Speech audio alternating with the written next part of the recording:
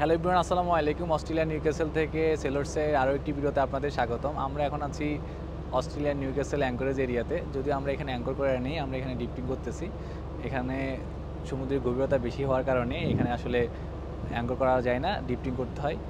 তো আমরা আসলে এখানে এসেছি আমাদের কার্গো লোড করার জন্য। আমরা লাস্ট চীনে আমাদের প্রিভিয়াস কার্গো ডিসচার্জ করার পর, আমাদের প্রিভিয়াস কার্গো ছিল বক্সাইট। তো বক্সাইট ডিসচার্জ করার পর আমরা এখন অস্ট্রেলিয়ার নিউক্যাসল এসেছি আমাদের নেক্সট কার্গো লোড করার জন্য। এখান থেকে আমরা কয়লা লোড করব, সেই কয়লা নিয়ে আমরা আবার চীনে গিয়ে ডিসচার্জ করব। তো এখন আমরা নিউক্যাসল অ্যাঙ্করেজ এরিয়াতে আছি। এখানে সকাল 5টা বাজে আমরা অ্যারাইভ করেছি।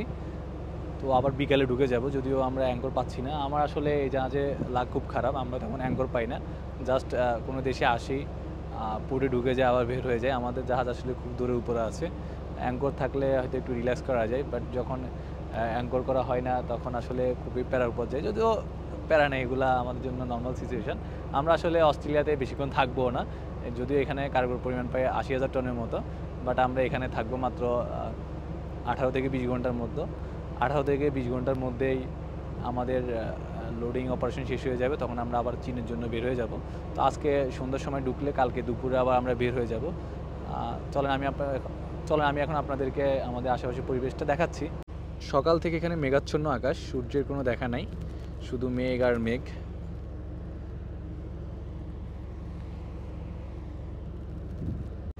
জাহাজের এই জায়গাটা আমার খুবই পছন্দের জায়গা। আসলে আমি আমার ম্যাক্সিমাম ভিডিও এই জায়গাটাতে দাঁড়িয়ে করি। আপনারা আমার পিছনে এই ব্যাকগ্রাউন্ডটা দেখেন। আমি আপনাদেরকে এই জায়গাটা একদিন দেখাবো। আমি এখন দাঁড়িয়ে আছি আমাদের মাঙ্গি আইল্যান্ডে, অর্থাৎ জাহাজের একেবারে সর্বোচ্চ উঁচু জায়গাতে। এই যে আমার পিছনে ব্যাকগ্রাউন্ড হলো এইটাই।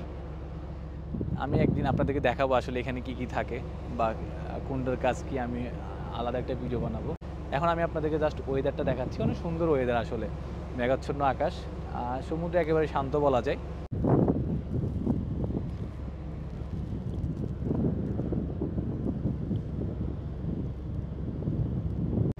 এখন বিকাল 3টা বাজে। আমি ডিউটি অফ করেছি 1টার দিকে, যেহেতু আজকে পোর্টের উপর একটু কাজ ছিল। কাজ শেষ করতে করতে 1টা বাজছে। তারপর লাঞ্চ করলাম, লাঞ্চ করে একটু এখানে আসলাম, ভাবলাম আপনাদেরকে আজকে ওয়েদারটা দেখাই।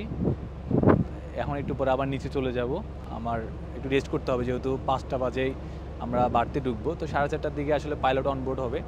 এখানকার পাইলট ক্ষেত্রে হলো একটু অন্যরকমভাবে পাইলট অনবোর্ড হবে। আমরা নর্মালি আমাদের পাইলট অনবোর্ড হয়ে আমার পিছনে যে 2টা লেডার দেখা যাচ্ছে, পোর্ট সাইডে একটা, স্টারপোর্ট সাইডে একটা, নর্মালি এইসব লেডারগুলো দিয়েই পাইলট অনবোর্ড হয়। ম্যাক্সিমাম দেশে আসলে এই লেডার দিয়েই পাইলট অনবোর্ড হয়, আবার পাইলট ডিসএম্বার্গ হয়। কিন্তু অস্ট্রেলিয়ার মতো কিছু কিছু দেশে হেলিকপ্টারের মাধ্যমে পাইলট অনবোর্ড হয়। তো আমি আসলে আজকে আমাদের হেলিকপ্টার অপারেশন নিয়ে একটা আলাদা ভিডিও করতে চেষ্টা করব। যদি সুযোগ হয় সেই ভিডিওতে আসলে দেখাবো কীভাবে জাহাজের হেলিকপ্টার অপারেশন মেনটেন করা হয়, কীভাবে হেলিকপ্টারের মাধ্যমে পাইলট অনবোর্ড হয়। তো আপাতত আসলে ভিডিওটা এখানে শেষ করছি, দেখা হবে অন্য কোনো ভিডিওতে। তবে বন্ধু সবাই ভালো থাকবেন। আর আপনারা যারা এই প্রথম আমাকে দেখছেন তাদের উদ্দেশ্যে বলছি, আমি সবসময় সমুদ্রে এই টাইপের ভিডিওগুলো করে থাকি। ভিডিওগুলো যদি আপনাদের ভালো লাগে তাহলে সেলর্সের পেজটি ফলো দিয়ে রাখতে পারেন।